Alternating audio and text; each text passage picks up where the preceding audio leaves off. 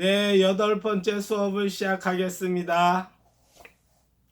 전 시간에서는 가족 공동체에 대해서 알아봤고, 그 다음에 이제 또래 집단, 그 다음에 이제 회사 공동체, 그리고 오늘은 국가 공동체에 대해서 좀 이야기를 해보겠습니다. 국가란 뭘까요? 국가란 영토, 국민, 주권을 가진 공동체지요. 그렇죠? 그 땅이 있고 거기에 사는 사람들이 있고 통치할 수 있는 주권을 가지고 있는 공동체죠. 그리고 또 우리의 의지와 선택과는 상관없이 태어나자마자 속하게 되는 공동체이기도 하죠. 그렇죠? 그 부모님이 우리 그 한국 부모 밑에서 태어나면은 국적이 대한민국이 되는 겁니다. 그리고 외국인도 그 한국 국적을 취득할 수 있는데 그 방법은 그 한국으로 귀화하는 거지요. 근데 요즘 국적법 그 관련해서 국적법 개정안 때문에 그 나라가 많이 시끄럽지요. 그렇죠?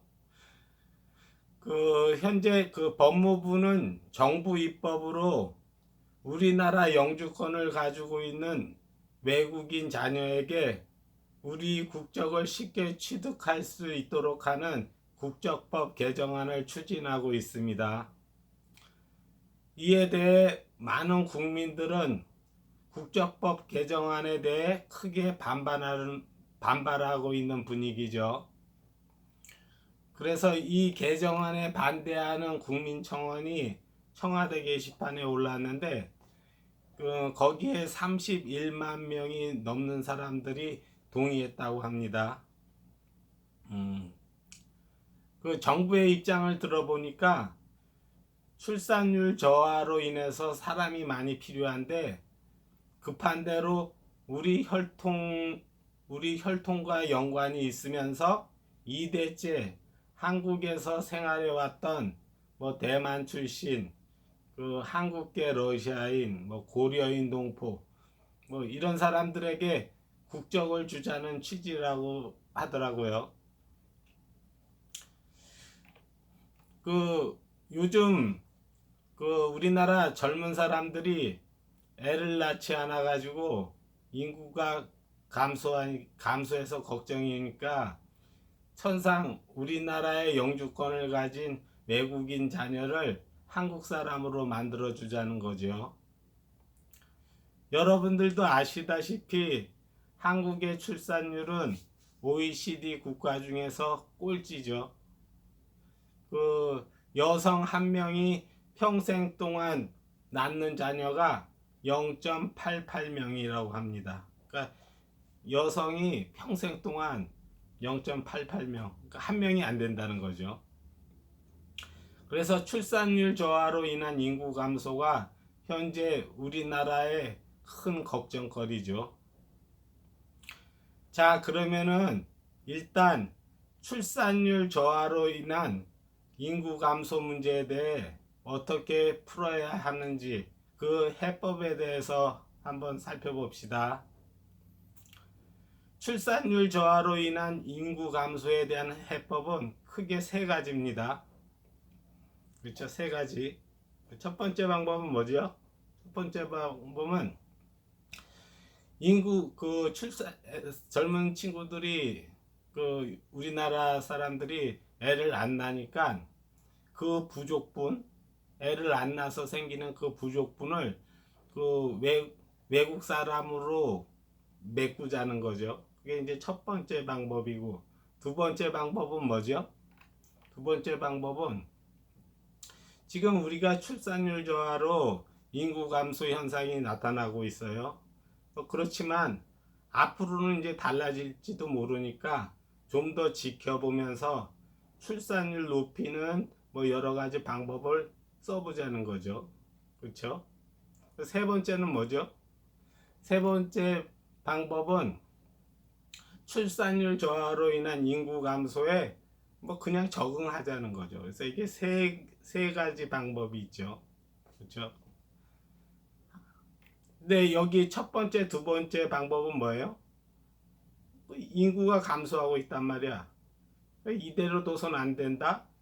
안 되기 때문에 어, 그 인구를 증가시키는 쪽으로, 그러니까 메꾸든지 아니면은 좀 더 이렇게 처방을 넣어가지고 인구가 좀 더 많이 낳게 하든지, 그렇죠? 이건 메꾸는 거고, 이거는 지금 현재 인구 감소인데 그 좀 많이 그 인구 많이 낳는 부양책을 써가지고선 좀 더 낳게 하자는 거고, 세 번째는 뭐예요? 그냥 인구 감소를 그냥 받아들이고 그냥 거기에 적응하자 이거죠. 이렇게 세 가지 방법이 있습니다. 근데 이제 하나하나 한번 우리 자세하게 한번 좀 살펴보자고요.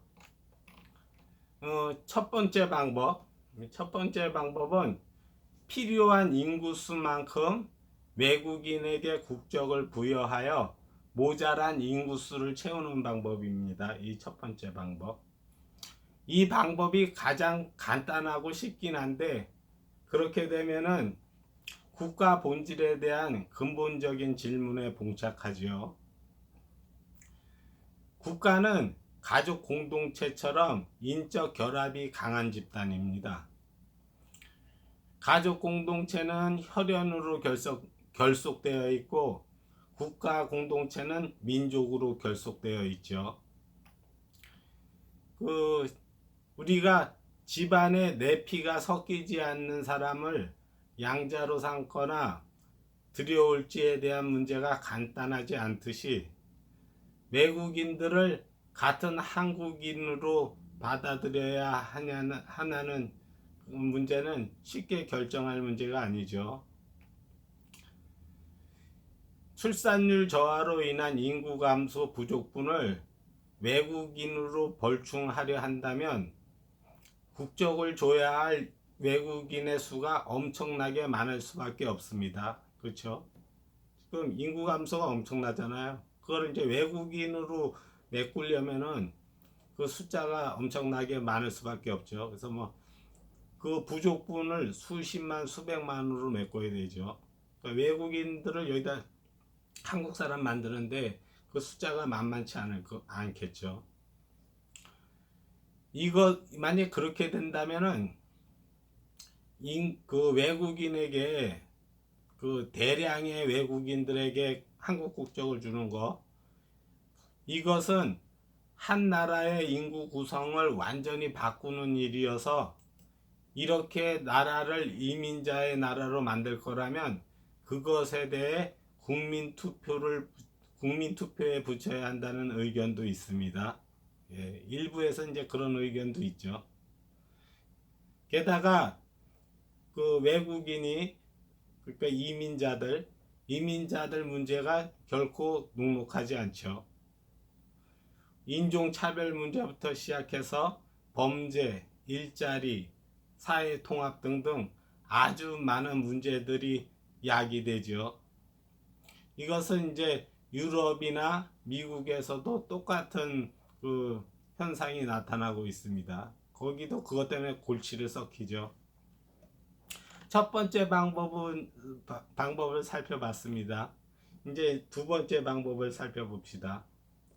두 번째 방법은 현재 우리나라가 출산율 저하로 인한 인구 감소 상황이긴 하나 앞으로는 달라질지도 모르니 좀 더 지켜보면서 출산율을 높이는 여러 가지 방법을 계속 써보자는 거지요. 그래서 이 방법이 가장 바람직하긴 하나, 문제는 그동안 출산율 제고를 위해 수십조 원의 돈을 퍼부어도 별반 나아지지 않았다는 점이죠. 근데 제가 보기에는 지금의 출산율 저하가 금전적인 문제라기보다는 연애, 결혼, 인생, 가치관의 인식에 더 큰 영향을 받고 있다고 보여집니다. 그래서 국민들의 인식에 변화가 생기게 하는 쪽으로 힘써 보는 게 좋겠죠. 물론 정부의 출산 장려금 지원과 병행해서 말이죠. 그래도 별로 나아진 게 없다면 선상 원점으로 돌아와서 다시 고민해 봐야겠죠. 이 방법은 지금 두 번째 방법 설명하고 있어요. 이 방법은 출산에 대한 인식은 시대에 따라 변할 수 있으니 아직은 희망을 버리지 말자는 거죠. 그렇죠? 지나온 인류의 역사를 보면 전쟁 등으로 인구가 대폭 줄었다가 어느 순간 되면 자연히 채워지고 또 너무 많으면 질병 등 어떠한 사유로 싹 사라졌다가 또 다시 채워지고 하니까 그 자연적으로 늘었다 줄었다 하는 것으로 볼 수 있습니다. 출산에 대한 인식도 그와 마찬가지로 많이 낳자했다가 낳아봤자 고생이다 했다가 다시 낳자로 바뀔 수 있다는 거죠. 그렇죠? 그렇잖아요. 지금은 이제 예전에는 많이 낳자였어. 근데 애 많이 낳아야 고생이다. 그런데 또 이제 다시 낳자 뭐 이렇게 변할 수 있죠. 우리의 그 인식이 그렇게 바뀔 수 있죠. 출산에 대한 인식이. 세 번째 방법은 출산율 저하로 인한 인구 감소에 그냥 적응하자는 거죠. 그 출산율 저하로 인한 인구 감소를 그냥 받아들이고 감소된 인구수를 기준으로 대한민국을 거기에 맞추어서 운영하자는 거죠. 그래서 정책이나 재정, 교육 등 수많은 이슈들을 감소된 인구수에 맞추어 대한민국을 재정립하는 방법입니다. 인구 감소가 나쁜 점도 있지만 좋은 점도 있습니다. 일본이 지금 일자리가 남아돈다는데 그 이유는 인구 감소로 인한 인력 품귀 현상 때문이랍니다. 집도 남아돌고요. 30여 년 전에는 인구가 폭발적으로 증가하여 지구가 망할 거라고 했는데 그렇지 않았죠. 지금은 인구가 감소해서 나라가 망할 거라고 하는데 과연 그럴지는 의문입니다. 그렇죠? 이상으로 출산율 저하로 인한 인구 감소에 대한 해법 세 가지를 알아봤죠. 그렇죠? 이건 메꾸자. 이건 일단 첫 번째 방법은 부족하니까 부족분을 외국인으로 메꾸자. 두 번째는 뭐예요? 외국인으로 메꾸는 거는 좀 더 좀 더 나중에 생각할 일이고 해보는 데까지 해보자. 그래서 이제 우리 한국 사람들이 애를 좀 더 많이 낳게 하는 그런 여러 가지 방법을 써보자 이거죠. 아직 이제 그 외국인으로 메꾸는 거는 좀 천천히 생각해 보자는 거죠. 이거는 두 번째는 메꾸기 이전에 우리 할 수 있는 데까지 좀 더 노력을 해보자 이거고, 세 번째는 그냥 인구 감소를 그냥 받아들이고 거기에 적응하자 이거죠. 그래서 세 가지 방법이 있죠. 그렇죠? 근데 이게 가장 쉽고 간단하긴 해. 근데 좀 고민거리가 있죠. 심각한 고민거리가 있고. 그렇죠? 그렇잖아요. 이렇게 한다면은 우리나라가 이민자의 나라가 된다는 거거든. 그렇죠? 그러니까 거기에 대해서 이제 고민하지 않을 수 없죠. 근데 이 방법은 어때요? 가장 바람직한 방법이긴 하지만 그 효과가 현재 미미하죠. 네.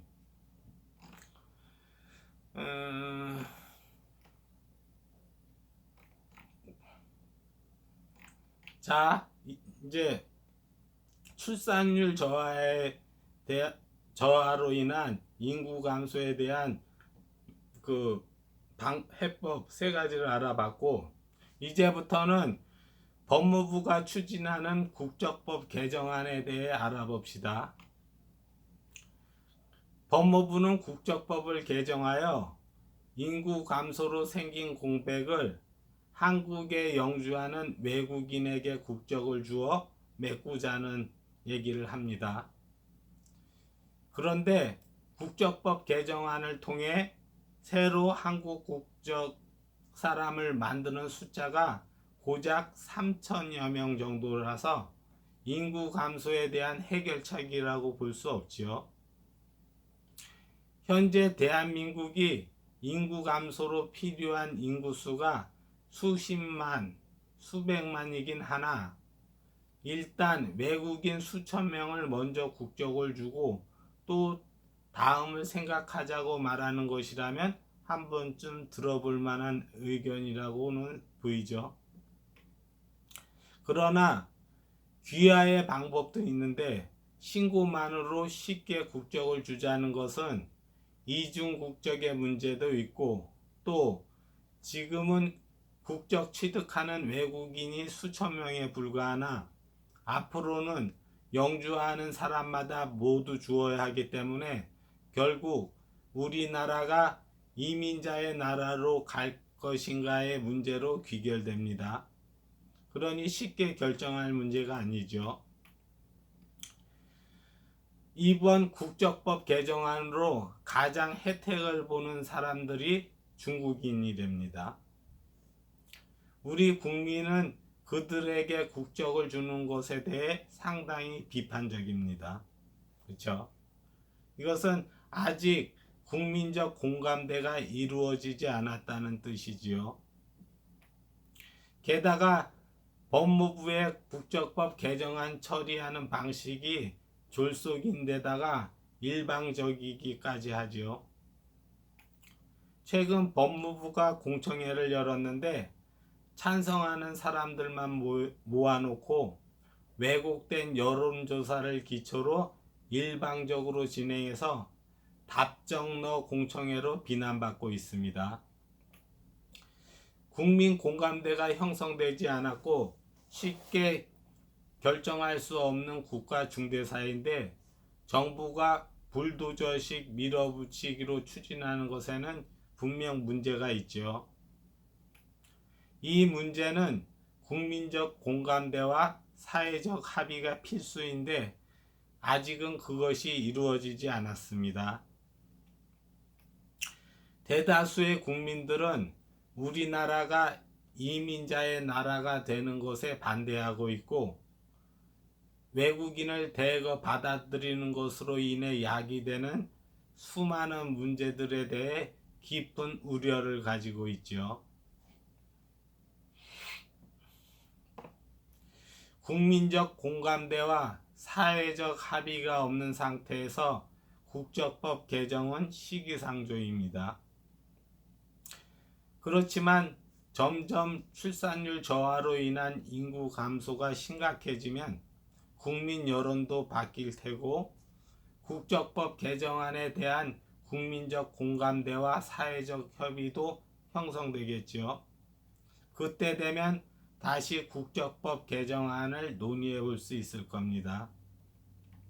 현재로서는 국적법 개정에 대해 국민적 공감대도 부족하고 사회적 합의도 이루어지지 않아 사실상 불가능하다고 봐야죠. 일본도 우리와 같은 고민을 하는데 일본은 이민자 받는 것에 부정적인 분위기이고 정부가 적극적으로 나서지 않고 있습니다. 현재로서는 아까 얘기했던 두 번째 방법으로 갈 수밖에 없습니다. 그렇죠? 두 번째 방법인 그렇죠? 현재로서는 두 번째 방법으로 갈 수밖에 없습니다. 만약 그래도 안 되면 그때 가서 다시 원점에서 고민해 봐야겠죠. 두 번째 방법인 출산율 저하에 변화를 주거나 자연적으로 변화가 일어나는 것을 기대하는 것도 사실 좀 불투명하고 막막하지요. 그렇지만 가장 바람직한 길이니까 해보는 데까지는 해봐야겠죠. 그렇죠? 예. 출산율 저하의 변화를 주려면 우리는 한겨레 신문 페미니스트들과 싸워야 합니다. 왜냐하면 그들은 대한민국 국민들의 정신세계에 지금 독곡물을 주입하고 있죠. 그 한겨레 신문 페미니스트들 때문에 출산율이 좀 심각한 영향을 받죠.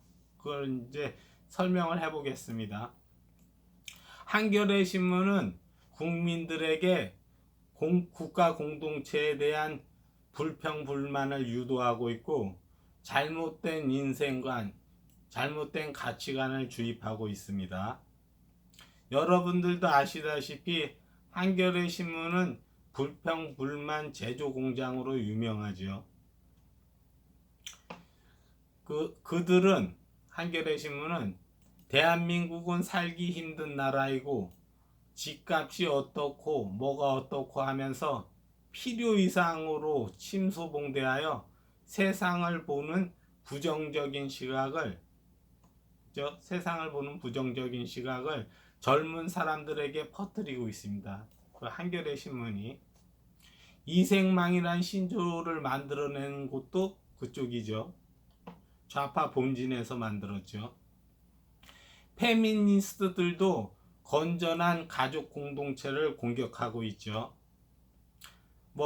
명절 증후군인이 하는 신조어를 만들어 어떻게 해서든 가족 공동체 구성원 간의 갈등을 유도하고 이혼이 절반의 성공이고 이혼하는 여자가 멋있고 당당한 신여성이라고 미화하면서 젊은 여성들에게 잘못된 가치관을 심어주고 있습니다. 모성애를 폄하하는 짓도 서슴지 않게 하고 있죠. 페미니스트들은. 모성애는 본능적인 것이고 행복감과 깊은 관련이 있는데 페미니스트들은 모성애를 가부장적 문화와 학습에 의해 강요된 것으로 봅니다. 그죠? 그래서 모성애를 배척하는 입장에 서 있죠. 페미니스트들은. 또라이.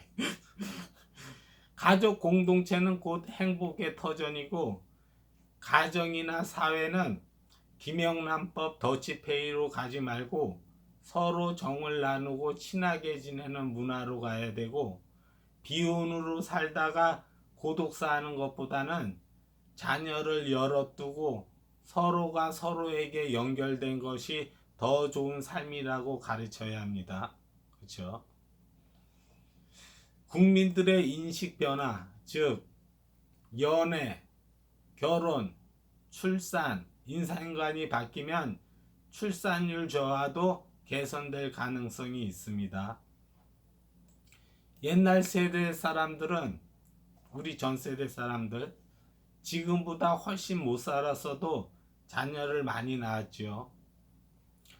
출산율 저하는 돈이나 생계에 의해 영향을 받기도 하지만 무엇보다도 결혼, 출산, 인생관과 더 깊은 관련이 있다고 보입니다.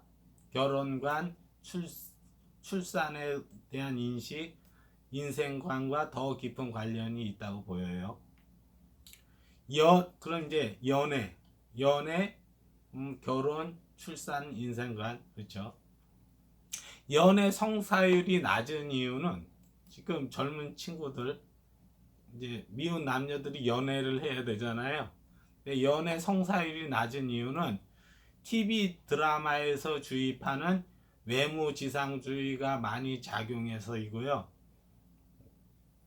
결혼 성사율이 낮은 이유도 신데렐라 드라마에 영향받아 미혼 남녀들이 눈이 높아져 가지고 배우자감을 고르는 기준이 까다로워져서이고 비혼을 찬양하는 일부 몰지각한 방송인과 페미니스트들 때문이고요. 이혼율이 높은 이유는 페미니스트들이 털끝만큼도 손해 안 보려는 이기적인 여자들을 많이 양산했고 이혼을 미화, 찬양해서이고요. 출산율이 낮은 이유는 한겨레 신문이 필요 이상으로 세상을 비관적으로 보게 하는 시각을 젊은 사람들에게 많이 주입시켜서 그렇습니다. 인생을 어둡게 생각하면 출산율은 낮을 수밖에 없죠. 지나치게 낙관적인 것도 문제지만 지나치게 비관적인 것도 문제입니다. 그렇죠?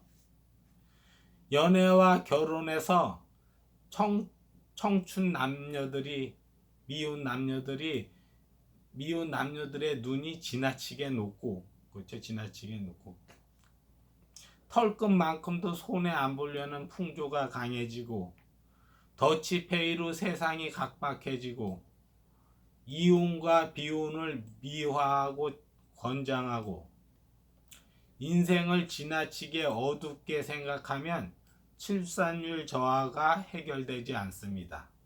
그렇죠? 근데 그 반대로 국민들 인식이 변화하면 출산율에도 긍정적 영향을 끼치게 될 것입니다. 그렇죠? 그렇죠? 그래서 이것이 바로 우리가 한겨레 신문 페미니스트들과 싸워야 할 이유입니다. 얘네들이 자꾸 우리나라 국민들 머릿속에 자꾸 안 좋은 거를 주입시켜. 그래서 여러분들 정신세계가 우리 국민들의 그 의식이나 인식이 굉장히 오염이 됐죠. 병들고 오염됐습니다. 그 병들고 오염시킨 애들이 한겨레 신문하고 페미니스트들이죠.